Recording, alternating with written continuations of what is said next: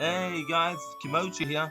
In this video I'll be talking about the Kanto Pokemon games and which one of them is the best version to play through.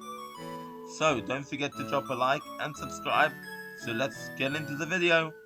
Alright, so we start from where it all began on the Game Boy with Pokemon Red and Blue in America and Pokemon Red and Green in Japan.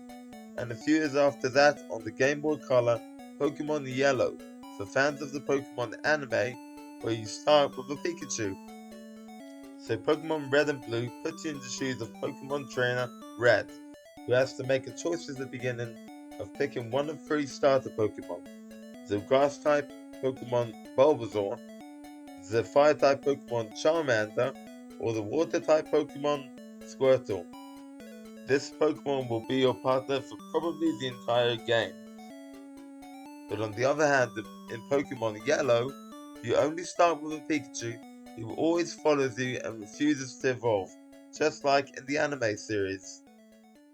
Oh, and let's not forget about your rival, Blue, who always picks the starter which is strong against yours. Throughout your adventure through the Kanto region, you will go to many different locations such as Viridian City, Cerulean City, and Saffron City.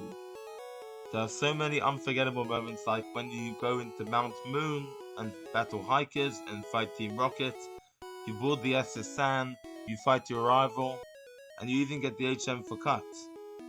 And who could forget the Pokemon Tower? God, that is a creepy place.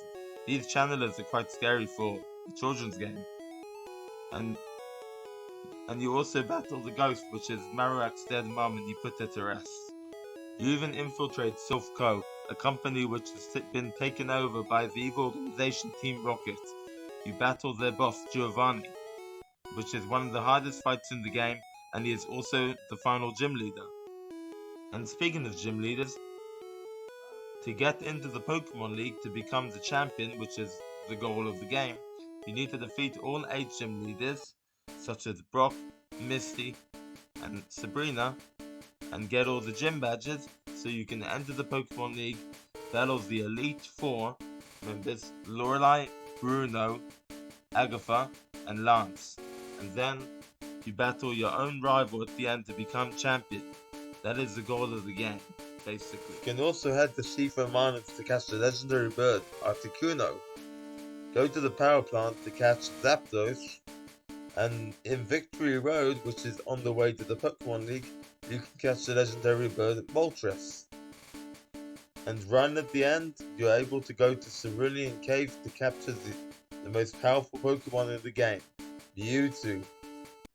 And that's pretty much what I have to say about the original Game Boy games. Now it's time to move on to the next ones, the remakes, FireRed and LeafGreen. Let's go. And now we're moving on to the remakes of Pokemon Red and Blue, FireRed and LeafGreen, which in my opinion is a huge step up for the original games. Excellent remakes. Let's get into the details. Let me just say this now. FireRed and LeafGreen are amazing remakes. Not only the graphics are better with the capabilities of the Game Boy Advance, but also there are lots of new features that were not present in the original games. For example, in Gen 3, abilities were introduced. Pikachu gets the ability Static, which lets him paralyze Pokemon that make physical contact. Adding Pokemon abilities was a game changer for the Pokemon series as a whole. It added all new strategies and ways to battle Pokemon. It's just a really good addition with Gen 3. But the main new addition was the Sevi Islands, an archipelago of 7 islands, 1 island, 2 island, 3 island, and so on. So they added lots of new content in the remakes of the Sevi Islands. So let's get into the details. So one of the things you can do in the Sevi Islands is a side quest where you have to save a girl called Lostel, who obviously got lost, then was kidnapped by a creepy Hypno. You have to defeat the Hypno and return her home. Just a little side quest they added, which I thought was nice.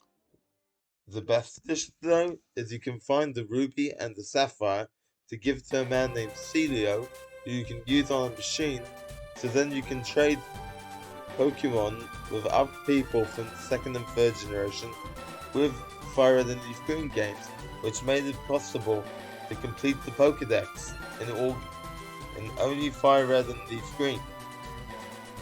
I remember finding these two stones quite tricky. This was my first Pokemon game. I started with Leaf Green. I actually picked Bulbasaur, and I had so much fun playing these games. I think these are amazing remakes.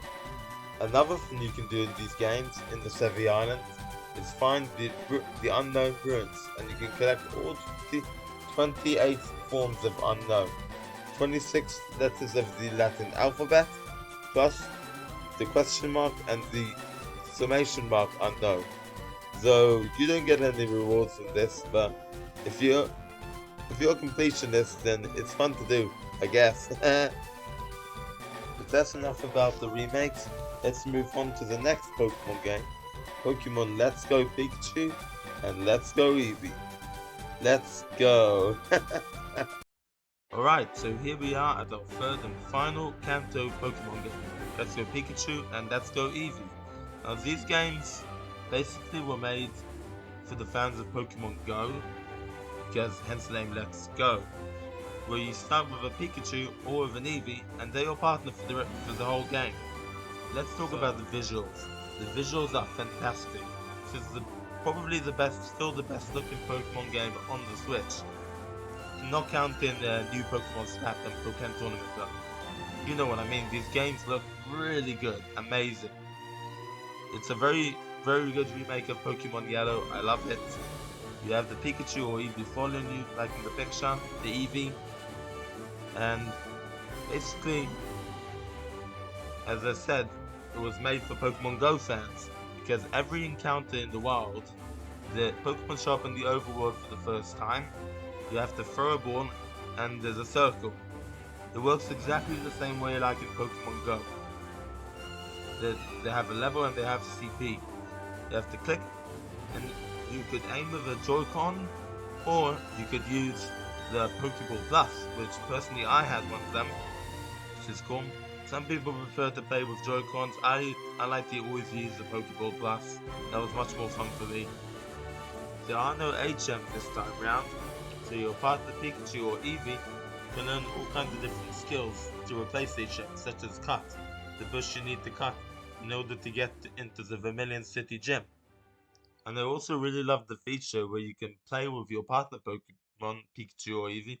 You can pet them, tap in different places on the screen, see how they react. You can feed them berries. They can also give you gifts, like the Pikachu in the picture. And you can also dress them up with hats and clothes and stuff. It's completely optional, but if you like to see cute fans like Pikachu and Eevee, it's a fun feature. Your partner Pikachu and Eevee also get special attacks, which are exclusive to the partner Pokemon. First one of Pikachu is called Zippy Zap, electric one. The flying one's called Floaty Fall, which is also a reference to the balloon Pikachu from Pokemon Yellow, I think. And the third one, Splishy Splash. There you see Pikachu surfing, I love it. So also Eevee got special attacks with silly sounding names, such as Fifty Slide, Fire type attack, Buzzy Buzz, and Electric attack, and the worst name of them all, Batty Bad. Yeah, these names sound kind of stupid, but at least the animations were cool, and it's great.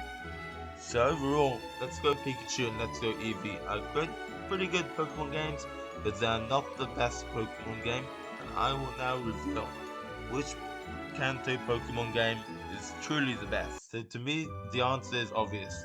The best Kanto Pokemon game to play is FireRed and LeafGreen. Pokemon Leaf Green was my very first Pokemon game, and I love this game so much, but it's not nostalgia. Nostalgia isn't the reason I think this is truly the best way to play through Kanto. These are amazing remakes. They might not be everyone's favorite remake, they are personally my favorite Pokemon remake, but I think these games are obviously the best choice to play through Kanto. I'm gonna put the Game Boy games at the third spot because they didn't really age well and they were full of glitches. But in my opinion, Every Kanto Pokemon game is great in its own way. But anyway, what is your favorite Kanto Pokemon game? Let me know in the comments. So if you've made it this far into the video, thanks a lot for watching, and you can check out my other videos if you want on my channel. And I'll see you in the next video. Bye bye.